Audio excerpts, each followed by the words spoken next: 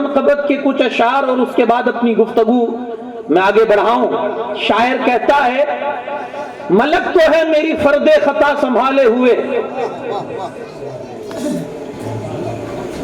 اس مصرے میں دو لفظ ایسے کہ شاید آپ نہ سمجھ سکیں, علماء کرام سمجھتے ہیں.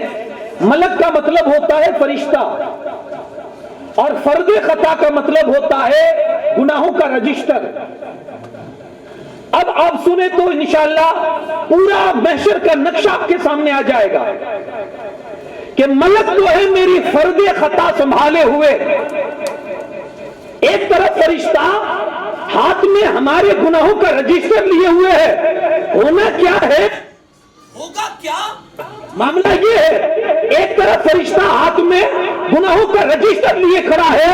ہماری امید کس پر ہے؟ شاعر کہتا ہے ملک تو ہے میری فرد خطا سنبھالے ہوئے, پھر اس کے بعد ہے سب مصطفیٰ سنبھالے ہوئے. پھر اس کے بعد ہے سب مصطفیٰ سنبھالے ہوئے.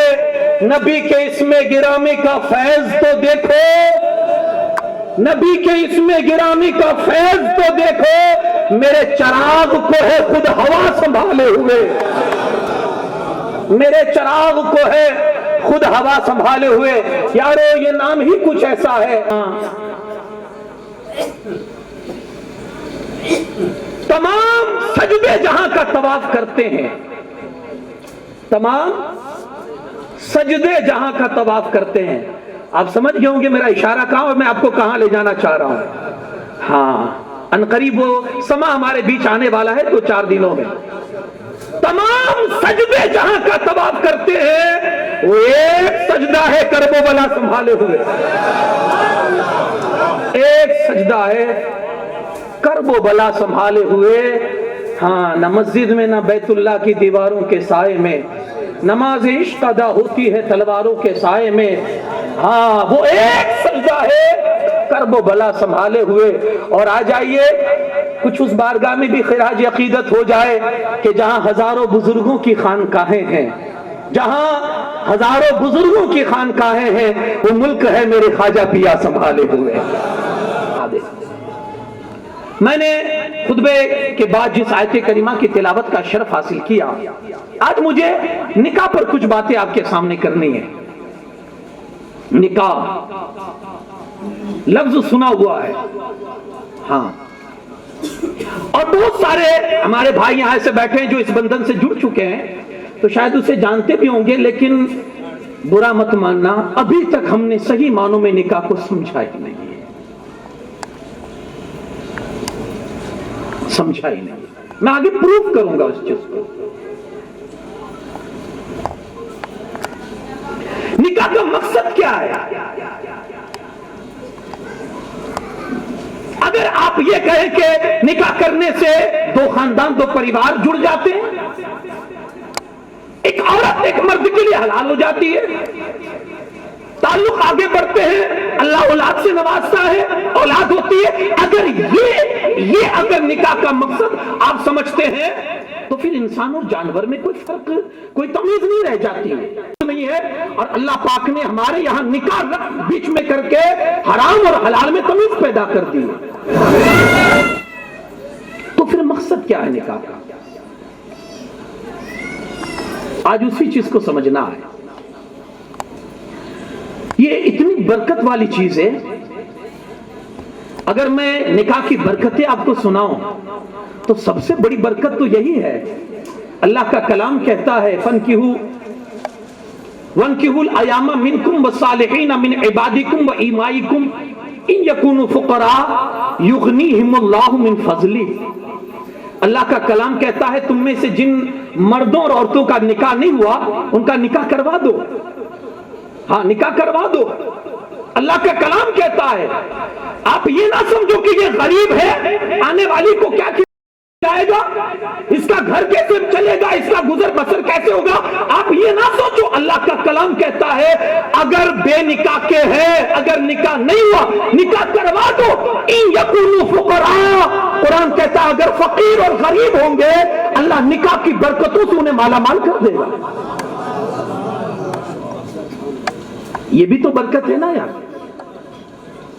عورت جب گھر میں پرویش کرتی ہے نئی نویلی دلہن تو وہ رحمت بن کر گھر میں آتی ہے، وہ برکت کے ساتھ لے کر آتی ہے۔ ایک برکت اور بھی ہے نکاح کی، میرے مصطفیٰ کریم صلی اللہ علیہ وسلم کا فرمان عالی شان ہے، جس بندے نے نکاح کر لیا، حدیث پاک کا مفہوم ہے، جس نے نکاح کر لیا اس نے اپنا آدھا ایمان محفوظ کر لیا۔ اب آدھے میں جو باقی بچا ہے اس میں اپنے رب سے ڈرتا رہے۔ ایک نکاح کی برکت یہ بھی ہے کہ آپ کوئی بھی عبادت کرتے ہیں، جیسے آپ عبادت شروع کرتے ہیں، آپ کا جو میٹر ہے نیکیوں کا وہ شروع ہو جاتا ہے۔ مثال کے طور پر آپ نے نماز شروع کی، ادھر آپ نے نیت باندھی، ادھر آپ کی نیکیوں کا میٹر شروع ہو گیا۔ اب وہ میٹر کب تک چلے گا؟ جب تک آپ سلام نہیں پھیرتے۔ ادھر سلام پھیرا، میٹر بند۔ مطلب کیا؟ عبادت شروع ہوتے ہی نیکیوں کا میٹر شروع ہوتا ہے اور عبادت کے ختم ہوتے ہی نیکیوں کا میٹر بند۔ آپ روزہ رکھنے کے لیے بیٹھے، آپ نے سحری کھائی، میٹر شروع۔ یہ میٹر کب تک چلے گا؟ جب تک آپ روزہ نہیں کھولتے، جب تک آپ افطار نہیں کر لیتے۔ آپ حج کرنے کے لیے گئے، گھر سے نکلے، میٹر شروع، اور جب تک پلٹ کر واپس گھر نہیں آتے میٹر شروع ہے۔ مطلب کیا؟ پتا کیا چلا؟ کوئی عبادت 10 منٹ کے لیے ہوتی ہے کہ جس میں 10 منٹ کا ثواب ملتا ہے، کوئی عبادت 1 مہینے کی ہوتی ہے جس میں 1 مہینے کا ثواب ہوتا ہے، کوئی عبادت 1 دن کی ہوتی ہے جس میں 1 دن کا ثواب ہوتا ہے۔ آدمی حج پڑھنے کے لیے جائے گا، کبھی 15 دن میں، کبھی 20 دن میں، کبھی 40 دن میں ریٹرن آتا ہے، مطلب 40 دن تک ثواب لکھا جاتا ہے۔ لیکن یارو، میرے مصطفیٰ کریم کی حدیث پاک کا مفہوم ہے، نکاح بھی ایک عبادت ہے۔ ادھر آپ ایجاب و قبول کرتے ہیں، ادھر آپ نے کہا میں نے قبول کیا، میٹر شروع ہو چکا ہے۔ اب جب تک آپ کی موت نہیں آئے گی یہ عبادت کا میٹر اور نیکیوں کا میٹر آپ کا چلتا رہے گا۔ کتنی بڑی یہ عبادت، کتنی بڑی عبادت! زندگی بھر اگر نکاح بیچ میں نہ ٹوٹ، زندگی بھر۔ ایک یہ بھی برکت ہے اس کی، میرے مصطفیٰ کریم صلی اللہ علیہ وسلم فرماتے ہیں، ایک نوجوان جس کی شادی نہیں ہوئی، جب وہ 2 رکعت نماز پڑھتا ہے نا تو اس کو 2 رکعت ہی کا ثواب ملے گا، اور ایک وہ نوجوان جس کی شادی ہو چکی ہے جب وہ 2 رکعت نماز پڑھتا ہے تو اس کو 70 رکعت نمازوں کا ثواب ملتا ہے۔ یہ بھی برکت ہے۔ اب شمار کرتے جائیں، ایک دو نہیں سینکڑوں ایسی نکاح کی برکتیں آپ کو نظر آئے گی۔ خود یہ رشتہ ہی برکت والا رشتہ ہے۔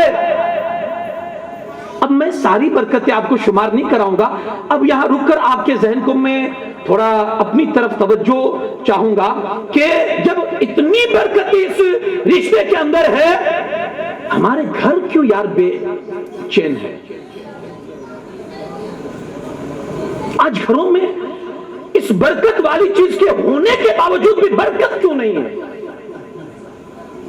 شاید ہم ہی کہیں چوک کر رہے ہیں، ہماری غلطی کہیں ہو رہی ہے کہ ہم نے اس برکت والی چیز کی برکتوں کو ختم کر دیا۔ حال یہ ہے کہ برکت کی خاطر کرتے ہیں لیکن گھر میں پھر دوسرے ہی دن سے حرکت شروع ہو جاتی ہے۔ شاید کہیں وہ ہے۔ اب سب سے بڑی چیز تو یہ ہے کہ نبی پاک صلی اللہ علیہ وسلم کی ایک حدیث پاک ہے، برکت والا نکاح کون سا ہے؟ حضور علیہ الصلوۃ والسلام فرماتے ہیں برکت والا نکاح وہ ہے جس میں کم سے کم خرچہ ہو، کم سے کم خرچہ ہو۔ کسی مفکر نے بڑی بات کہہ دی ہے انہوں نے کہ شادی کرو، شادی، ہاں علماء کرام سمجھ رہے ہیں، شاید آپ سمجھ گئے ہو، شادی کرو۔ میں ایک امریکی اسکولر کا اس کی ریسرچ پڑھ رہا تھا، تو میں نے اس میں پڑھا کہ انہوں نے ریسرچ کی، 2014 کی یہ ریسرچ ہے، جتنی شادیاں ایسی ہوئی ہے کہ جس میں لوگوں نے بے دھڑک خرچہ کیا. اب لوگوں کی یہ بھی تو سوچ ہوتی ہے نا یار, شادیاں کون سی بار بار زندگی میں آتی ہے, ایک ہی بار ہونی ہے, خوشیاں منا لے. لیکن جو اس کے سائیڈ ایفیکٹ ہیں اس پر شاید ہم نے کبھی غور نہیں کیا. اس نے ریسرچ کی اور 3151 اس نے آدمیوں کو پکڑا جس کی شادی ایسے ہوئی تھی کہ جس میں فضول خرچی حد سے زیادہ انہوں نے کی تھی. فضول خرچی, جو تعیش پسند لوگ تھے جنہوں نے انلمیٹڈ خرچہ کیا اپنی شادیوں پر. ایک ایک کو پکڑ پکڑ کر اس نے سروے کیا اور ان کو پوچھا کہ تمہاری زندگی کیسے گزر رہی ہے. اس نے اخیر میں یہ کہا اور یہ کہنے پر مجبور ہو گیا, 3151 تک میں پہنچا ہوں, لیکن جہاں تک میں پہنچا میں نے ایک بندے کی زندگی کو بھی خوشحال زندگی نہیں پایا, ایک بندے کی بھی زندگی. پھر اخیر میں وہ اپنا اسٹیٹمنٹ دیتا ہے, اخیر میں وہ اپنا اسٹیٹمنٹ دیتا ہے کہ میرا تجربہ یہ کہتا ہے اور میری ریسرچ یہ کہہ رہی ہے کہ آدمی جتنی سستی شادی کرتا ہے اتنا ہی وہ خوشحال ہوتا ہے. یہ آج 2014 میں یہ پروف کر رہا ہے. قربان جائیے مخبر صادق جناب محمد رسول اللہ پر میرے مصطفیٰ کریم صلی اللہ علیہ وسلم نے 1400 سال پہلے کہہ دیا برکت والا نکاح وہ ہوگا جس میں کم سے کم خرچہ ہوگا. تم آج پروف کر رہے ہو, میرے مصطفیٰ نے 1400 سال پہلے کہہ دیا تھا. ہمارے یہاں غریب کی شادی ہوتی ہے نا تو شاید اس وقت آپ کو احساس ہو کہ یہ یار اتنا پیسہ آیا کہاں سے اس کے پاس. میری قوم غریب کہاں ہے معلوم ہے, جب اسکول کی فیس بھرنی ہوتی ہے تب میری قوم غریب ہوتی ہے. جب مسجد کا چندہ اکٹھا کرنا ہوتا ہے اور امام رکھنے کی جب باری آتی ہے تب میری قوم بڑی غریب ہوتی ہے. مولانا کیسے گھر گزرتا ہے ہم جانتے ہیں. اور میری قوم کی امیری کو دیکھنا ہونا تو کسی درگاہ کے عرس کو دیکھو. میری قوم کی امیری کو دیکھنا ہے تو ان کے گھروں کی شادیوں کو دیکھو. میری قوم کی امیری کو دیکھنا ہے تو ان کے یہاں ہونے والی قواریوں کو دیکھو. آپ کو احساس ہوگا یہ قوم غریب ہے جو 500 روپے اپنے بیٹے کی اسکول کی فیس نہ دے سکے, جو ٹیوشن کی فیس نہ جما سکے, وہ قوم امیر غریب ہے. جہاں تک بات آتی ہے شادیوں کی, اس زمانے میں بھی شادیاں ہوتی تھی. ہاں جن کے پاس بھی دل تھا. نبی پاک صلی اللہ علیہ وسلم کے زمانے کی ایک شادی میں آپ کو بتاؤں, نام آپ نے سنا ہوگا عبد الرحمن ابن عوف. یارو یہ کون صحابی جانتے ہیں؟ عشر مبشرہ میں جن کو حضور علیہ الصلوۃ والسلام نے جیتی جی جنت کی بشارت عطا فرمائی ہے. عبد الرحمن ابن عوف مدینہ کے سب سے امیر ترین آدمی کا نام ہے عبد الرحمن ابن عوف. ایک دن حضور کی بارگاہ میں تشریف لائے صلی اللہ علیہ وسلم, آ کر بیٹھے. ان کے کپڑے پر وہ عطر لگانے کی وجہ سے تھوڑا داغ پڑ چکا تھا, رنگ کا کلر کا داغ. اللہ کے رسول صلی اللہ علیہ وسلم نے فرمایا عبد الرحمن ابن عوف یہ تمہارے کپڑے پر یہ داغ کیسا ہے؟ یا رسول اللہ صلی اللہ علیہ وسلم کل میں نے شادی کر لی ہے نا, بس وہ عطر لگایا تھا اسی کا دھبا ہے. سمجھے آپ کچھ؟ اس زمانے کے امیر کی شادی کی بات کر رہا ہوں, اس زمانے کے امیر ترین آدمی کی شادی کی بات کر رہا ہوں. شادی ہوتی تھی, پڑوسی کو معلوم نہیں ہوتا تھا کہ بندہ شادی کر کے آیا ہے, لیکن یارو پھر اسی شادی میں برکتیں ہوا کرتی تھی. یہاں اس روایت کے بعد آپ نے شاید اس میں توجہ نہیں کی, اللہ کے رسول صلی اللہ علیہ وسلم کا مقام حضرت عبد الرحمن کو معلوم نہیں تھا. عبد الرحمن ابن عوف کو حضور کا مقام معلوم نہیں تھا. پھر انہوں نے شادی میں دعوت کیوں نہیں دی؟ پھر انہوں نے شادی میں انوائٹ کیوں نہیں کیا حضور کو؟ مطلب کیا ہوا یارو, اگر تمہارا دوست شادی کرتا ہے اور تمہیں اگر بلاتا نہیں ہے تو برا ماننے کی ضرورت نہیں ہے. کبھی کبھی ایسا بھی تو ہوتا ہے نا, لوگ برا مان جاتے ہیں. اچھا حضور کے پاس آئے, شادی کر لی, ہاں یا رسول اللہ شادی کر لی, تو جانتے ہیں حضور نے کیا کیا؟ اللہ تیری شادی میں برکت دے. سبحان اللہ. کوئی نہ بلائے تو برکت کی دعا دیجئے یار. اور دوسری چیز یہ بھی دوسری چیز یہ بھی کہ رسول اللہ کو نہیں بلایا تو رسول اللہ ناراض بھی نہیں ہوئے. مجھے نہیں بلایا نہیں ناراض نہیں ہوئے. یہاں تو حال یہ ہوتا ہے, ہمارے یہاں تو ایک سسٹم چلتی ہے. ہاں کسی ایک کو تو ناراض ہونا ہی ہے, پھر وہ جائے گا اس کو منانے, وہ نہیں, وہ شادی میں نہیں جائے, میں بھی نہیں جاؤں گا. ہاں اس کا مجھے وہ رکھنا پڑے گا نا. شادیاں, ہاں یار شادیاں وہ بھی ہوا کرتی تھی جن میں برکت ہی برکت ہوا کرتی تھی. آج ان ہماری مہنگی شادیوں نے جانتے ہو نوبت کہاں تک پہنچا دی ہے. میں نے ابھی راستے میں آتے آتے ایک سروے پڑھا. ہندوستان کے اندر مسلمانوں کا سروے کیا گیا. تخمیناً میں بتا رہا ہوں, تقریباً کی بات کر رہا ہوں, اندازہ مسلمانوں کا سروے کیا گیا. 7 کروڑ مسلمان ہیں, 7 کروڑ. اب کوئی مضبوط گنتی لے کر بیٹھا ہو تو میری اس بات پر وہ کٹیکس نہ کرے. 7 کروڑ مولانا نے کیسے بتایا, میں اندازاً کہہ رہا ہوں. 7 کروڑ مسلمان ہیں. وہ لکھنے والا لکھتا ہے کہ جس میں 3 کروڑ مرد ہیں اور 4 کروڑ عورتیں. اب اس میں آپ رسول اللہ کی حدیث پر بھی نظر رکھیے گا. میرے آقا صلی اللہ علیہ وسلم فرماتے ہیں قرب قیامت میں, قیامت جب قریب ہوگی تو حال یہ ہوگا کہ عورتیں اتنی کثرت سے ہوگی کہ ایک مرد کے اندر میں اگر 50 عورتیں ہو تب بھی ناکافی ہوگا. اتنی عورتیں ہوگی اگر تقسیم کیا جائے تو. 7 کروڑ میں 3 کروڑ عورتیں مرد ہیں اور 4 کروڑ عورتیں. اچھا وہ لکھنے والے نے لکھا کیوں ہے وہ بھی میں آپ کو بتا دوں. لکھنے والے نے اس لیے لکھا ہے تاکہ وہ یہ بتانا چاہتے ہیں کہ میں آپ کو ماضی بتا کر اپنا آپ کو بھوشیہ بتا رہا ہوں. کیا ماضی دیکھیے یہ ہے تو آپ کا بھوشیہ کیا ہوگا. کتنی عورتیں ہیں, 4 کروڑ. اس میں 95 لاکھ عورتیں بیوہ ہے. کتنی, 95 لاکھ, یعنی 1 کروڑ سمجھیں آپ, تقریباً 1 کروڑ عورتیں کیا ہیں, بیوہ. اور بیوہ کا مطلب یہ ہوتا ہے کہ ان کا شوہر مر چکا ہے اور ان کی شادی نہیں ہوئی. پھر وہ سروے کرتا ہوا کہتا ہے کہ اس میں 50 لاکھ کے قریب ایسی عورتیں ہیں جو بالکل جوانی کے عالم میں ہیں, بالکل جوانی کے عالم میں. اب آپ سوچئے یہ ہماری مہنگی شادیوں کا نتیجہ ہے. کتنا پاکیزہ ماحول تھا رسول پاک صلی اللہ علیہ وسلم کے زمانے کا. کیوں پاکیزہ تھا, کیونکہ وہاں نکاح سستا تھا. بڑی پیاری بات کہہ گیا کوئی, یارو نکاح کو اتنا سستا کر دو, اتنا سستا کر دو کہ زنا مہنگا ہو جائے, مشکل ہو جائے. اس زمانے میں نکاح سستا تھا. کیسے نکاح ہوتے تھے, کسی عورت کا شوہر مر گیا اس نے دوسری نکاح کی, وہ مر گیا طلاق دے دی اس نے تیسری کی, وہ مر گیا طلاق دے دی اس نے چوتھی کی, وہ مر گیا طلاق دی اس نے 5ویں کی. سماج میں کوئی عیب نہیں تھا.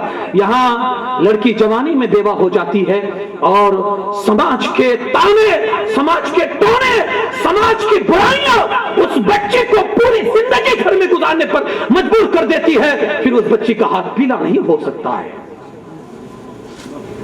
یہ کیوں ہو رہا ہے, اس کی سب سے بڑی بنیادی وجہ ہے کہ ہم نے سب سے پہلے تو اپنے مصطفیٰ کی طریقت اور شریعت کو چھوڑا ہے. سستا کرو یارو, سستا کرو. یاد رکھنا آج کرائم کا مارکیٹ اور بازار اتنا گرم ہو چکا ہے, چاروں طرف آپ دیکھیں گے زنا کا ماحول.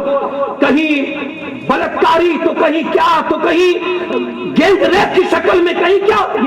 یہ حالات کیوں ایسے ہو رہے ہیں, یہ حالات کیوں ایسے ہو رہے ہیں. ایک چیز یاد رکھنا, آپ کسی کے سامنے بھوک کی کتنی بھی فضیلت بیان کرو, یارو بھوکے رہنے سے یہ ہوتا ہے, بھوکا رہنا یہ ہے, حدیث میں یہ فضیلت ہے, آپ اس کو کتابیں پگھلا کے اس کو پلا بھی دو نا, پھر بھی وہ بہت دیر تک بھوک برداشت نہیں کر پائے گا.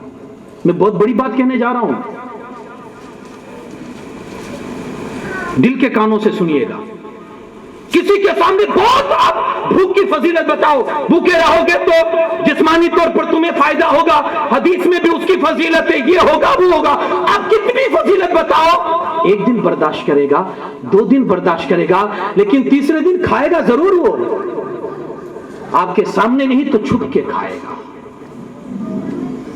حلال نہیں ملے گا تو حرام کھائے گا، کھائے گا ضرور۔ پھر کیوں حالات کو ہم نے اس طرح بدتر بنا دیے ہیں؟ سستا کرو، جتنی سستی آپ نکاح کو کرو گے اور جتنا عام کر دو گے۔ ہمارے ہاں سستی کی ایک صورت نکلی ابھی سموہ شادی کی شکل میں، لیکن اب پتہ نہیں کہ لوگوں کا اس میں نظریہ کیا ہے۔ اگر وہ نیک نیتی کے ساتھ کرتے ہیں اللہ ان کو اور بھی آگے بڑھائے، لیکن یارو آپ نے کبھی دیکھا ہے کہ سموہ شادی کرنے والے اپنے ہی بچے کی سموہ شادی میں نکاح کرے؟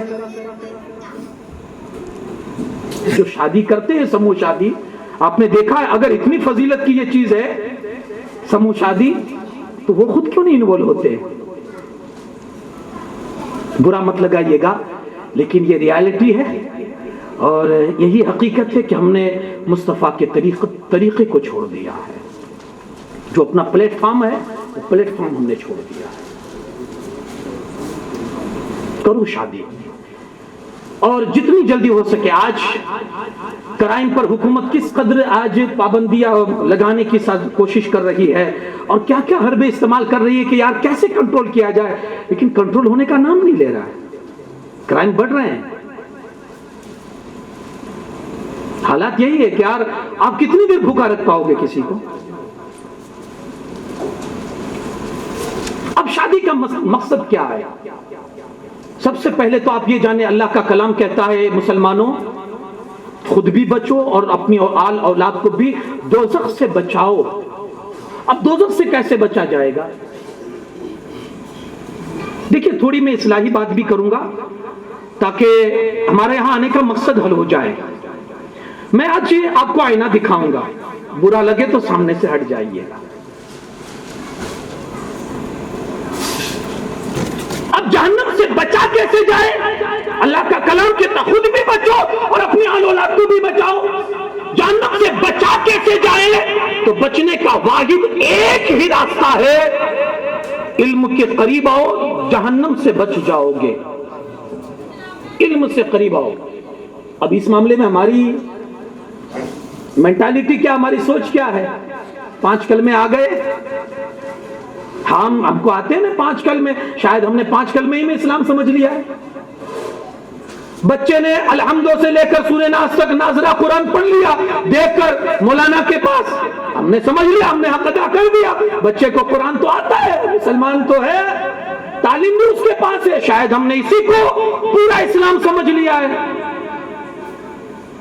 2-4 کلمے آ گئے، 2-4 ہم نے نمازیں سیکھ لی یا 2-4 ہم نے رکوع یاد کر لی، ہم نے سمجھ لیا، بس یہی سب کچھ پورا اسلام ہے۔ حقیقت کیا ہے؟ کیا یہی علم ہے؟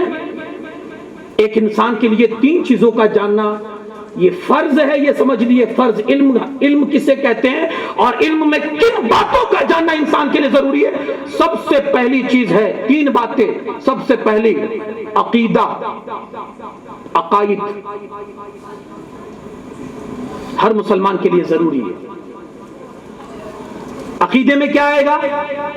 اللہ پاک کے حوالے سے معلومات، اپنے خدا کو جانتے ہو، نبوت، رسالت، فرشتے، قرآن، کتاب آسمانی، حشر و نشر، جنت و دوزخ، یہ ساری چیزیں، مرنے کے بعد پھر سے دوبارہ اٹھنا، یہ ساری چیزیں جو ہے ان عقیدوں کا جاننا ایک مسلمان پر سب سے پہلے ضروری ہے۔ میں آپ سے پوچھوں گا اگر کوئی ہندو یا غیر مسلم ہمارا بھائی آپ کے سامنے کھڑا ہو جائے، بھائی آپ کس مذہب سے تعلق رکھتے ہو؟ آپ کہیں گے مسلمان ہیں ہم۔ اگر وہ آپ سے پوچھ لے، دل پر ہاتھ رکھ کے بتائیے مسلمان کس کو کہتے ہیں؟ مجھے شارٹ فارم میں تعریف بتا دو، پریچے کرا دو، انٹروڈکشن دے دو۔ مسلمان کسے کہتے ہیں؟ اسلام کسے کہتے ہیں؟ اسلام کسے کہتے ہیں؟ ہاتھ اٹھانا میں نہیں چاہتا، لیکن دل پر ہاتھ رکھ کے بتائیے گا ہم میں سے کتنے ایسے ہیں جو اپنا اسلام لوگوں کو بتا سکتے ہیں کہ ہمارا اسلام یہ ہے؟ نہیں، سکھا ہی نہیں، ہم کو معلوم ہی نہیں اسلام کسے کہتے ہیں۔ اگر کسی نے پوچھ لیا یار، کسی کرسچن نے آ کر پوچھ لیا یا ہمارے بیٹے ہی نے پوچھ لیا ابا یہ تو بتاؤ، آپ کہتے ہیں اللہ ایک ہے، اللہ کو ماننا چاہیے، اللہ کون ہے؟ اللہ کون ہے؟ آپ سے میں بات کر رہا ہوں، اللہ کون ہے؟ آپ کہیں گے ہمارا پالنے والا، ہم کو روزی دینے والا، ہم کو ہمارا مالک۔ یہ تو صفت ہے، یہ تو اس کی صفت ہے، یہ اس کا پریچے تھوڑی ہوا۔ میں اگر آپ مجھے پوچھے یہ مولانا کون ہے، میں کہوں گا یہ عالم صاحب ہے، مولانا صاحب ہے، تو آپ کہیں گے مولانا یہ تو ان کی صفت ہوئی، ان کا بایو ڈیٹا کیا ہے، کہاں کے رہنے والے ہیں، نام کیا ہے، یہ کیا کرتے ہیں، یہ بایو ڈیٹا آپ دیجیے نا۔ کوئی پوچھ لے اللہ کون ہے، کتنے آدمی ہیں جو بتا سکتے ہیں اللہ کون ہے؟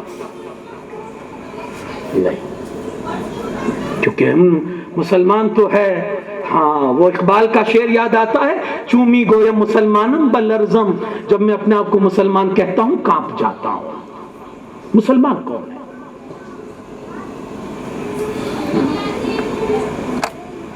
کیا یہ باتیں جاننا ہمارے لیے ضروری نہیں ہے؟ کیا جواب ہوگا اگر کسی غیر مسلم نے ہم سے پوچھ لیا تمہارا خدا کون ہے؟ اتنی بھی ہمارے پاس اس کی شناخت یا اس کا پریچے نہیں ہے، ہمارا رب کون ہے؟ یارو جس مقصد کے لیے اس نے ہم کو پیدا کیا، ہم اور آپ کس لیے پیدا کیے گئے؟ اسی لیے تو اس نے بنایا ہے۔ جاؤ 70 سال 80 سال 90 سال جاؤ، کس لیے مولا بھیج رہا ہے؟ میرا پریچے لے کر آ جانا، میری پہچان لے کر آ جانا۔ ہاں یارو اسی لیے پیدا کیا ہے اس نے کہ مجھے پہچانو میں کون ہوں، اور ہم نے اسی کو نہیں پہچانا۔ سب سے پہلی بات آئے گی کس چیز کی؟ عقیدے کے اندر آپ نے خدا کو جانا ہے، آپ نے نبوت کو جانا ہے، آپ نے رسالت کو جانا ہے، تقدیر کے معاملات میں آپ کی جانکاری کیا ہے؟ آپ کا بیٹا پوچھ لے ابا تقدیر کس کو کہتے ہیں، تقدیر کا مطلب کیا ہوتا ہے، کون سی تقدیر دعا سے پلٹ جاتی ہے اور کون سی تقدیر ہے کہ اگر نبی بھی دعا کرے تو اللہ روک دیتا ہے؟ جانا آپ نے؟ نہیں جانا، کل سے شروع کریں۔ آپ مسلمان ہیں، آپ کی ذمہ داری بنتی ہے کہ آپ عقیدے کا علم رکھیں، آپ عقائد میں اپنے لیے مضبوطی حاصل کریں کہ ہم کیا ہے، ہمارا عقیدہ کیا ہونا چاہیے، ہمارے خدا کی معرفت ہمارے پاس کیا ہونی چاہیے۔ اس کے بعد آئے گا احکام شریعہ دوسرے نمبر پر۔ شریعت کے احکام مطلب نماز، روزہ، حج، زکوٰۃ، یہ چیز۔ اب اس کی شروعات تو نماز کی کہاں سے ہوگی؟ وضو سے، طہارت سے۔ پاک ہو تو نماز پڑھو۔ کتنے آدمی کو وضو کرنا آتا ہے؟ ہمارا مسئلہ تو یہ ہے کہ ہم میں سے اتنے لوگ بیٹھے ہیں، شاید کوئی ایسا بندہ ہو جس نے کسی مولانا کے پاس بیٹھ کر نماز سیکھی ہو۔ دیکھا دیکھی، صرف دیکھا دیکھی۔ کوئی ایسے نیت باندھتا ہے، کوئی ایسے نیت باندھتا ہے، کوئی ہاتھ پھیلا کے نیت باندھتا ہے، کوئی ایسے نیت باندھ کے جھٹکا مار کے اپنے ہاتھ کو نیچے لاتا ہے، کوئی ایسے بغیر جھٹکے کے ہاتھ کے نہیں، یعنی جتنے مقتدی اتنی ادا۔ کہاں سے پڑھا؟ یعنی آپ محسوس کریں گے وضو کر رہے ہیں، اب وہ ہاتھ دھلے، اب ایسے شروع، اب یہ کیا کر رہے ہیں؟ اب تو وہی جانے کرنے والا کہ بھائی وہ کیا کر رہا ہے، وضو میں اس کا کیا دخل ہے، اور وضو میں یہ کیا کرنا ہے، یہ سنت ہے، مستحب ہے، فرض ہے، واجب ہے وہ۔ کیونکہ پوری زندگی 60 سال کے بزرگوں کو ہم نے دیکھا ہے کہ 60 سال ہو چکے ہیں لیکن آج بھی ان کو نماز کا سلیقہ نہیں معلوم ہوا ہے، اور ہم مسلمان ہیں۔ تو شاید ایسی باتیں شاید بھاری بھی پڑتی ہو اور ذہن اس کو قبول بھی جلدی نہیں کرتا ہو، کیونکہ ہم نے صرف ہاتھ اونچے کر کے صرف جنت میں جانا سیکھا ہے نا۔ بڑی سستی بنا دی ہے جنت کو، بڑی سستی بنا دی ہے۔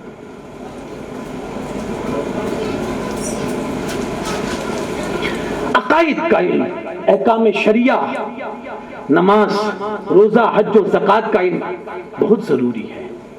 اور اس کے بعد مطلب آپ اس طرح شمار کرتے جائیں تو تیسرا جو آتا ہے وہ ہے گناہوں کی پہچان۔ کون سا گناہ کیا ہے، کون سا کبیرہ ہے کون سا صغیرہ ہے، جب تک یہ پہچان معلوم نہیں ہوگی ہم کسی گناہ سے کیسے بچ سکتے ہیں؟ تو اگر یہ چیز ہے اور یہ ساری چیزیں کیسے آئے گی؟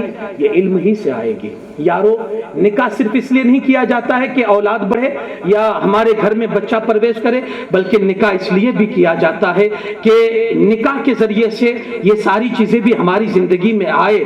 اگر مصطفیٰ کریم صلی اللہ علیہ وسلم کا فرمانے عالی شان ہے نکاح کے ذریعے سے انسان کا ایمان آدھا کمپلیٹ ہو جاتا ہے، تو وہ ایمان وہ کون سا ایمان ہے اور اس ایمان کی حفاظت ہماری زندگی میں کیا ہونی چاہیے، یہ بہت معنی رکھتا ہے۔ یارو نکاح یقیناً ضروری ہے زندگی کے اندر۔ میرے مصطفیٰ کریم صلی اللہ علیہ وسلم کی بڑی پیاری سنت مبارکہ ہے، اور ایک حدیث میں حضرت عبداللہ ابن مسعود رضی اللہ تعالیٰ عنہ کو فرماتے ہیں اگر مجھے پتا چل جائے میری زندگی کے صرف 10 دن باقی ہے، جینے کے صرف 10 دن باقی ہے، تو میں یہ پسند کروں گا کہ میں نکاح کر لوں، کیونکہ میں نہیں چاہتا کہ اللہ کی بارگاہ میں ایسے جاؤں کہ میرا نکاح نہ ہوا ہو۔ میں اپنے رب سے نکاح کے ساتھ ملنا چاہتا ہوں۔ کتنی بڑی سعادت، کتنی بڑی برکت اور کتنا ضروری یہ معاملہ سمجھتے تھے صحابہ کہ نکاح سے جڑنا چاہتے تھے، لیکن یارو آج ہم بھی اس سے جڑ رہے ہیں، لیکن معاملہ بدل گیا ہے، رخ بدل گیا ہے۔ ہم نکاح کو کیا سمجھ رہے ہیں، ہمارے نزدیک نکاح کا تصور کیا بن چکا ہے، یہ آپ تصور کریں یارو۔ اور نکاح کے بعد ہونے والے جو پروسیس ہے آپ وہ بھی دیکھیں۔ ایک انسان کی زندگی میں جب بچہ جنم لیتا ہے اس بچے کی 1 سے 3 سال تک کی پرورش کیا ہوتی ہے، 3 سے 7 سال تک کی اس کی پرورش کیا ہوتی ہے، یہ ہم نے کبھی سوچا یا نہیں؟ یہ ساری چیزیں کیسے آئے گی؟ تو یارو ہر جگہ آپ گھوم پھرا کر دیکھیں گے علم کا دخل ہوگا، جب تک علم نہیں آئے گا یہ ساری چیزیں آپ کے لیے بیکار ہے۔ میری حیرت کی انتہا نہیں ہے مجھے، اور میں حیرت کرتا ہوں کہ یار آج اگر کوئی آپ کو گاڑی کے اسٹیئرنگ پر بٹھائے گاڑی چلانے کے لیے، یار بیٹھو تو ذرا چلاؤ تو، آپ نہیں ہو مجھے نہیں آتی، نہیں یار چلاؤ نا، ارے یار کیا ہو جائے گا، بڑھ بڑھ کے ٹکر لگ جائے گی، ٹھوکر لگ جائے گی، چلاؤ تو صحیح۔ آپ بیٹھو گے؟ رسک لیں گے آپ؟ کوئی 4 ویل چلانے نہیں آتی، کسی نے سونپ دی، آپ اسٹیئرنگ پر بیٹھو گے؟ نہیں بیٹھو گے نا، نہیں یار پہلے سیکھ لوں اس کے بعد بیٹھوں گا۔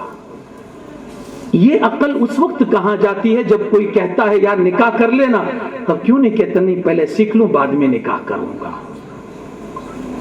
نکاح آتی ہے سب، نکاح کا مقصد سمجھ رہے ہیں آپ؟ نکاح کے لوازمات سمجھتے ہیں آپ؟ نکاح کے حقوق سمجھتے ہیں؟ ایک مرد پر اس کی عورت کے حقوق کیا ہے، ایک عورت پر اس کے مرد کے حقوق کیا ہے، آپ کو سب معلوم ہے؟ آپ کو غسل کرنے کا طریقہ معلوم ہے؟ معاف کیجئے گا ہماری مائیں بہنیں بھی مجھے سن رہی ہے، ہمارے گھر میں کتنی عورتیں ایسی ہیں جن کو طہارت کے اور پاکی کے اصول معلوم ہے، پاکی کے قاعدے معلوم ہے۔ ایک کپڑا ناپاک آپ نے گھر میں ڈال دیا، وہ جب دھلنے کے لیے اٹھتی ہے تو واشنگ مشین میں وہ ڈالا، جیسے واشنگ مشین میں ڈالا، پہلے جب وہ ڈالا نا تب وہ اتنا ناپاک تھا، لیکن جیسے ہی مشین نے گھمایا اب پورے کپڑے کے ڈورے میں ناپاکی پہنچ گئی۔ اب اگر چھوٹے بھائی کا کپڑا پڑا ہے وہ بھی دھلنے میں، وہ بھی اٹھا کے ڈالا، وہ بھی گیا مشین میں، وہ بھی ناپاک گھوم رہا ہے اس کے اندر، وہ بھی ناپاک ہوا۔ ایسے پورے گھر کے کپڑے اس میں گئے، سارے گھر کے کپڑے ناپاک۔ اب وہ کپڑے نکالے واشنگ مشین میں سے، آپ جا رہے ہیں، اس نے ایسے جھاڑا، آپ کو ٹھنڈی ٹھنڈی ہوا لگی، چھینٹے بھی پہنچے، آپ کو لگا بڑا مزہ آیا، ہوا لگی، لیکن چھینٹے لگے، آپ کے کپڑے بھی پاک، آپ جا رہے ہیں مسجد نماز پڑھنے، اسی ناپاک کپڑوں میں نماز پڑھ رہے ہیں۔ ادھر وہ کپڑے سوکھے جو واشنگ مشین سے نکلے ہیں، ادھر انہوں نے پرہیز کی، اب اسی کپڑے سے عید بھی پڑھی جا رہی ہے، اسی کپڑے سے جمعہ بھی پڑھی جا رہی ہے۔ کتنے گھر ایسے ہیں جن کو یہ مسائل معلوم ہے اور ہم نکاح کرنے بیٹھے ہیں۔ واہ، گاڑی نہیں چلانی آتی، دنیا کا وصول ہمارا یہ ہے، گاڑی نہیں چلانی آتی ہاتھ میں نہیں لیتے، نکاح کرنا نہیں آتا کیوں ہاتھ میں لے لیتے ہیں؟ سیکھے، میں یہ نہیں کہہ رہا ہوں کہ نکاح کرنا چھوڑ دیجئے، نہیں سیکھیں، آپ کرنا ہی ہاں، اور اس کے ذریعے سے بڑی اچھی نیت کے ساتھ ہم کو نکاح کرنا ہے۔ لیکن یارو پہلے نکاح کو سمجھو، نکاح کرنے سے پہلے نکاح کو پڑھو، نکاح کے بعد ایک مرد کی ذمہ داریاں کیا عائد ہوتی ہے، پہلے اسے بھی آپ ذمہ داری کو سمجھو تو صحیح یارو۔ آج اکثر گھروں میں آپ دیکھیں گے ناسمجھداری کی وجہ سے، نکاح کے لوازمات نہ سمجھنے کی وجہ سے، ایک دوسرے کا حق نہ جاننے کی وجہ سے کتنی خرابیاں آج سماج میں آ رہی ہے، شاید ہم اس کا تصور بھی نہیں کر سکے۔ ایک وکیل نے کہا تھا، مسلمان وکیل تھا، اس نے کہا تھا مجھے بڑا دکھ ہوتا ہے کہ جب جمعہ کا دن ہوتا ہے تو کورٹ کے اندر جو مسائل ہوتے ہیں اس میں سب سے زیادہ اگر کسی کے مسائل ہوتے ہیں تو وہ مسلمانوں کے طلاق کے مسائل ہوتے ہیں، سب سے زیادہ، چھوٹی چھوٹی سی بات پر۔ کیوں؟ نکاح کو سمجھا نہیں، چھوٹی چھوٹی سی بات پر۔ ارے حالت یہ ہو گئی ہے کہ باپ رخصت کرتا ہے بیٹی کو، پہلے ہی سے ایڈوانس میں اس کو مشورہ دے دیتا ہے، صلاح دے، بیٹی اونچے نیچے ہو تو صرف ایک مس کال کر دینا۔ جی ہاں، وہ مس کال ہی اس کے گھر کا بربادی کا سبب بن جاتا ہے۔ کاش کے بچی کے ماں باپ سمجھ جائیں تو کوئی گھر نہ ٹوٹے، کوئی گھر نہ ٹوٹے۔ پڑھے نا حضرت فاطمہ زہرا سلام اللہ علیہا کی تاریخ، پڑھے نا میرے مصطفیٰ کا کردار، ایک باپ ہونے کا کردار بیٹی کے تئیں کیسے نبھا رہے ہیں۔ مولا علی کرم اللہ تعالی وجہ الکریم اور سیدہ کے بیچ میں جب کبھی کچھ بات ہو جاتی اور سیدہ ناراض ہو کر جب رسول اللہ کے گھر پر آتی، یا رسول اللہ صلی اللہ علیہ وسلم علی نے میرے ساتھ یہ کیا، علی نے مجھے یہ کہہ دیا۔ جانتے ہو ایک باپ کا کردار بیٹی کے لیے کیسا ہونا چاہیے اور اپنے داماد کے لیے کیسا ہونا چاہیے۔ جب فاطمہ زہرا سلام اللہ علیہا مولا علی کے بابت کچھ کہتی، میرے مصطفیٰ جانتے ہو کیا کہتے؟ میرے آقا صلی اللہ علیہ وسلم فرماتے، بیٹی تو جانتی ہے اللہ پاک نے جب سب سے پہلی نظر دنیا پر فرمائی رحمت کی نظر، تو اس رحمت کی نظر سے سب سے پہلے تیرے بابا کے نور کو پیدا فرمایا، اور جب دوسری نظر فرمائی نا تو جانتی ہے فاطمہ اس رحمت کی نظر سے تیرے شوہر علی کے نور کو پیدا فرمایا۔ بیٹا وہ علی ہے، ہاں تیرا رشتہ میں نے وہاں کیا ہے جہاں خدا چاہتا تھا، تیرا رب چاہتا تھا، وہی تیرا رشتہ ہوا ہے جو تیرے لیے سب سے بہتر تھا۔ تیرا رشتہ مطلب ایک باپ کا کردار بیٹی کے لیے کیا ہونا چاہیے اور بیٹی کے سامنے باپ کا کردار کیا ہونا چاہیے۔ رسول اللہ بتا رہے ہیں کہ جب بیٹی اس انداز سے گھر پر آئے تو باپ کو کس طرح سے کرنا چاہیے، اس کے داماد کی تعریفیں کر کے اس کی بیٹی کے دل میں داماد کی محبت پیدا کرنی چاہیے۔ جب یہ سوچ آئے گی نا تو شاید کوئی گھر پر لڑکی بیٹھے۔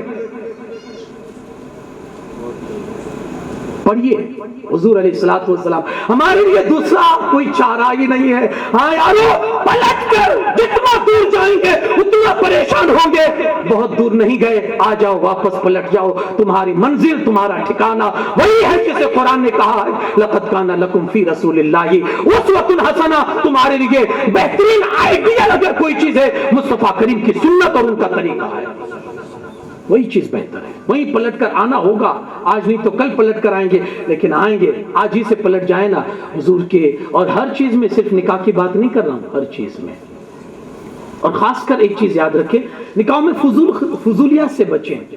اللہ کبھی یہ پسند نہیں کرتا ہے، کہیں ایسا نہ ہو آپ کی فضولیات آپ کے گھر کے تباہی کا سبب بن جائے۔ ہاں جو دینا جانتا ہے وہ یہ ضابطہ کبھی نہ بھولے،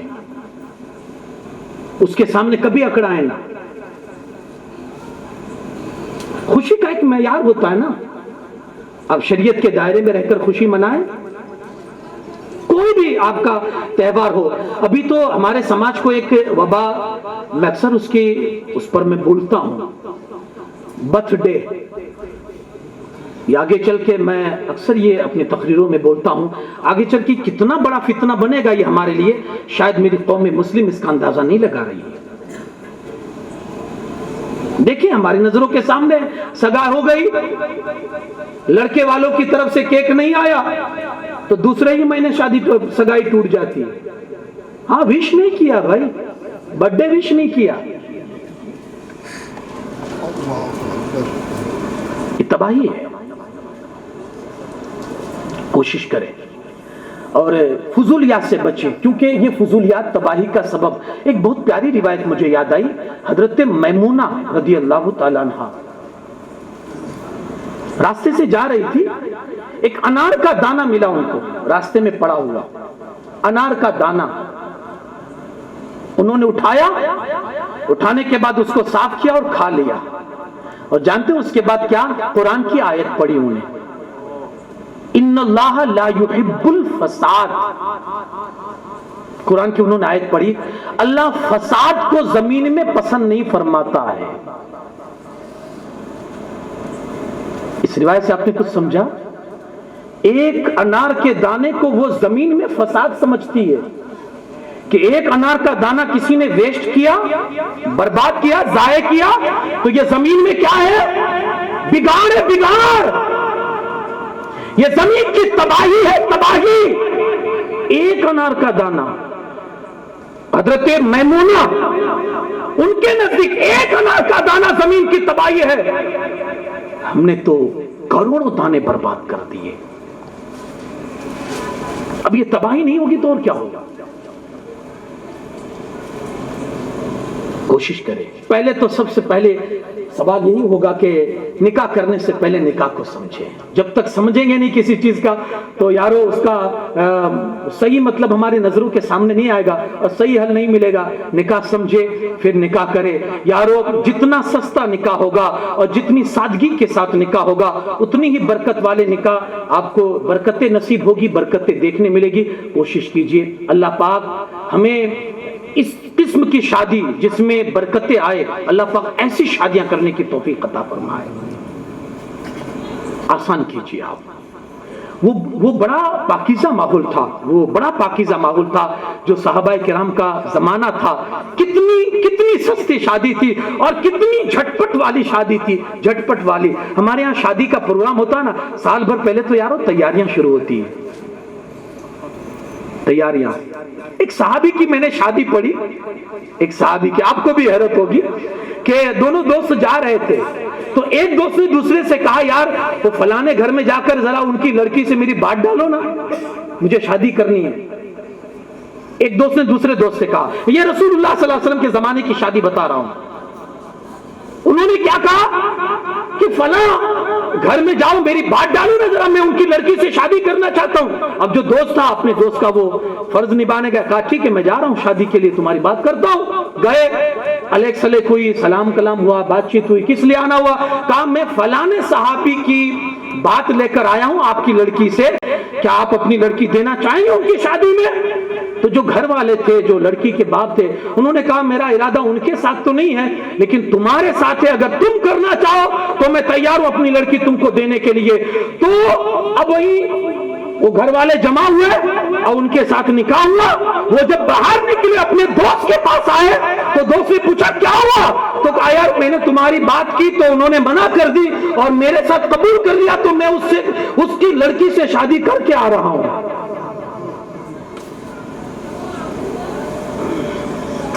جیسے ہمارے یہاں میٹھا منہ کرنے کے لیے جاتے ہیں، ہمارا میٹھا منہ ان کی شادیاں ہوا کرتی تھی۔ ہمارا میٹھا منہ، وہ جو باتیں ہوتی ہے نا، دو چار آدمی گھر کے آتے ہیں اور بات پکی کر کے جاتے ہیں کہ ہاں آپ کی لڑکی سے میرے لڑکے کا فکس۔ ابھی یہ میٹھا منہ نہیں ہے کیونکہ میٹھا منہ میں اور بھی رسمیں ہوتی ہے، ابھی یہ تو بات پکی، ہماری بات کا پکا ہونا ان کے یہاں کی شادی تھی۔ کتنے دور نکل گئے آپ ذرا سوچو نا یار، کتنے دور نکل گئے ہم، کتنے دور نکل گئے۔ اس کا جو سائیڈ ایفیکٹ ہے، اس کے جو نقصانات ہے، آپ پڑھیے آپ کس دنیا میں رہ رہے ہیں اور زمانہ کس طرح سے ہم کو پچھاڑنے اور ہم کو پیچھے ڈالنے پر تلا ہوا ہے، شاید آپ کو اندازہ نہیں ہے۔ خدا را ہوش کے ناخن لیجئے، آئیے اپنے اسی راستے پر آئیے۔ 313 بھی تھے تو وہ اس شان کی زندگی گزارتے تھے کیونکہ ہاتھوں میں دامن مصطفیٰ تھا۔ آج 3 کروڑ نہیں 30 کروڑ بھی آپ شمار کر لے، لیکن حالت وہی تنزلی کی حالت جی رہے ہیں اور ایسی زندگی جی رہے ہیں کہ ہر طرف مارے پھر رہے ہیں. کوشش کریں مصطفیٰ کریم صلی اللہ علیہ وسلم کی سیرت پر واپس پلٹ کر آئیں, اور سب سے بڑی کوشش تو یہ اپنے ایمان کو مضبوط کیجیے. بڑا پرفتن دور ہے, بڑے حالات ایسے سنگین سے سنگین ہوتے چلے جا رہے ہیں. وہ آقا کریم صلی اللہ علیہ وسلم کی حدیث پاک ہے, آدمی صبح مومن ہوگا, شام ہوتے ہوتے وہ اپنے ایمان سے ہاتھ دھو بیٹھے گا. آدمی شام کو مومن ہوگا, صبح ہوتے ہوتے اس کے ہاتھ سے ایمان نکل جائے گا. یارو یقین مانو وہ زمانہ ہم گزار رہے ہیں, وہ زمانہ ہم جی رہے ہیں, تو اپنے ایمان کی بھرپور کوشش کرے. ہر طرف سیاد بیٹھے ہوئے ہیں ہمارے ایمان پر ڈاکہ ڈالنے کے لیے, اور سب سے بڑا جو ہمارا دشمن ہے وہ تو ہمارے پیچھے ہی ہے اور ہمارے ایمان کے پیچھے لگا ہوا ہے. اس حد تک کوشش کرتا ہے کہ جب مرنے والے کا ایمان برباد ہوتا ہے وہ ناک پہ آ کر بیٹھتا ہے کہ آخری سانس یہیں سے لے گا تو اس کے ایمان کو برباد کر دیا جائے گا. اس لیے سب سے اولین کوشش ہماری یہ ہونی چاہیے, اپنے ایمان کو آپ سب سے زیادہ اہمیت دیں اور اس کو بچانے کی فکر کرے, اس کو مضبوط کرنے کی فکر کرے. اور یہ ساری چیزیں کیسے ہوگی؟ وہ سنت مصطفیٰ کریم صلی اللہ علیہ وسلم پر آنے اور حضور کے طریقے پر عمل کرنے ہی کی وجہ سے ہوگی. اللہ پاک اس شادی کو خانہ آبادی فرمائے, ہماری حاضری کو قبول فرمائے, اور جو کچھ میں نے بیان کیا اس پر مجھے اور ہم سب کو عمل کی توفیق عطا فرمائے. شادی کے مقاصد اور بھی ہے, انشاءاللہ پھر کبھی موقع ملا تو اس کے مقصدوں کے حوالے سے گفتگو ہوگی کہ کن کن مقصدوں کے حوالے سے ہمیں شادی کرنی چاہیے. نیت جتنی آپ کی درست ہوگی اتنا ہی سمجھ لیجئے آپ کا عمل بھی درست ہوگا اور اس عمل کی آپ کو بھلائیاں بھی نصیب ہوگی. ہاں, نیت خلوصیت کے ساتھ آپ کوئی بھی کام کرے, کیونکہ خلوصیت اہم شرط ہے, خلوصیت اہم شرط ہے. نیت سارا دار و مدار نیت ہے. ہم اکثر معاملات میں اسی چیز کو کھو بیٹھتے ہیں, اسی چیز کو, کیونکہ ہر انسان کو عزت نفس پسند ہے نا, کہ کوئی ہماری تعریف کرے, کوئی ہمیں اچھا کہے.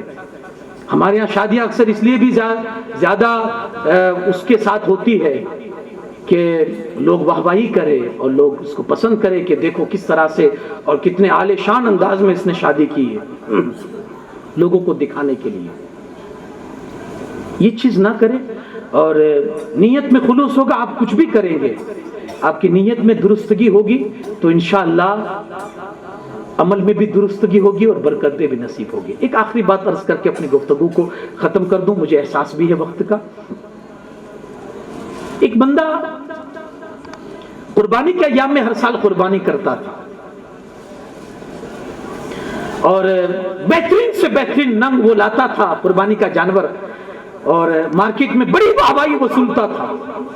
یار اس کے جانور جیسا تو کسی کا جانور نہیں, اس کے جانور جیسا تو, اور شان تو دیکھو جیسے بالکل ہاتھی ہے. ہر سال تعریف وصولتا تھا, ہر سال تعریف بٹورتا تھا. ایک سال ایسا ہوا کہ اتفاق اس کے پاس کچھ نہیں تھا اور قربانی کرنے کے لیے اس کے پاس جانور بھی نہیں تھا, کچھ رقم بھی نہیں تھی کہ جانور خرید سکتا. بڑا شرمندہ ہوا, یار نہیں کروں گا تو پبلک میں کیا باتیں ہوگی, لوگ کیا باتیں کریں گے. ہر سال کس انداز سے کرتا تھا, اس سال کچھ نہیں کیا, شرمندگی ہوگی. اپنے ایک دوست کے پاس گیا, یار کچھ انتظام کر دینا, کچھ قرضہ دے دے, مجھے قربانی کرنی ہے. تو دوست بھی جو تھا نا وہ بڑے بزرگ تھے پائے کے, گئے کہا رقم چاہیے, ادھار کہاں, کہا میری ایک شرط ہے. کہا کیا؟ کہا شرط یہ ہے کہ میں سب لوگوں کے سامنے لوگوں کو جمع کرتا ہوں, وہ سب کے سامنے تو میرے پاس مانگ اور پھر میں دوں گا. اچھا میں دوں گا, ادھار نہیں, تجھے گفٹ دوں گا, ہدیہ دوں گا, واپس بھی نہیں دوں گا, لیکن میری ایک ہی شرط ہے کہ سب لوگ جمع ہو, سب کے سامنے تو مجھ سے مانگ, تاکہ لوگ میری بھی تو تعریف کریں نا, میری بھی تو واہواہی ہونی چاہیے نا. اس نے کہا یار تو مجھے ذلیل کرنا چاہتا ہے کہ تو مجھے ادھار دے رہا ہے؟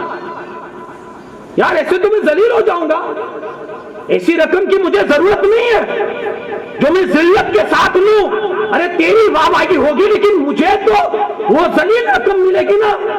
تب اس بزرگ نے کہا یار تیری سوچ کتنی گندی ہو چکی ہے. کہا کیوں, کیا ہوا؟ کہا سوچ لے, جب دکھاوے کی رقم تجھے دنیا میں قبول نہیں ہے تو یہی دکھاوے کی رقم تجھے اللہ کی بارگاہ میں تو کیسے سوچتا ہے کہ قبول ہو جائے گی؟ جو رقم تو نہیں قبول کرتا ہے تیرا رب وہ کیسے قبول کرے گا؟ ہاں نیت کو درست کرے اور کوشش کرے جب نیت میں خلوص ہوگا تو انشاءاللہ انما الاعمال بالنیات، اور انسان مرد مومن کی نیت سے زیادہ اگر نیت اچھی ہوتی ہے تو پھر اس سے ثواب میں اس کے بڑھوتری بھی ہو جاتی ہے اور اس کے عمل میں زیادتی بھی ہو جاتی ہے۔ اللہ پاک کہنے سننے سے زیادہ عمل کی توفیق عطا فرمائے، ان شادیوں کو اللہ خانہ آبادیاں فرمائے اور اللہ پاک ان میں ڈھیر ساری برکتیں رکھے اور اللہ پاک ان کو خوشحال زندگی سے نوازے، ان کے چمن کو شاد اور آباد رکھے اور ان کے چمن کو اللہ پاک اچھے پھولوں سے شاد اور آباد رکھے، اور ہمیشہ ہر مومن بندے کی زندگی میں اللہ پاک اسی طرح خوشیاں عطا فرمائے۔ ہمیں اسلام پر زندگی اور ایمان پر موت نصیب فرمائے۔ بولنے میں اگر مجھ سے جانے نہ جانے میں کوئی بھول ہو گئی ہو اللہ اپنے عفو و کرم سے معاف فرمائے۔ استغفر اللہ ربی من کل ذنب واتوب الیہ، واخر دعوانا ان الحمد للہ رب العالمین۔ السلام علیکم۔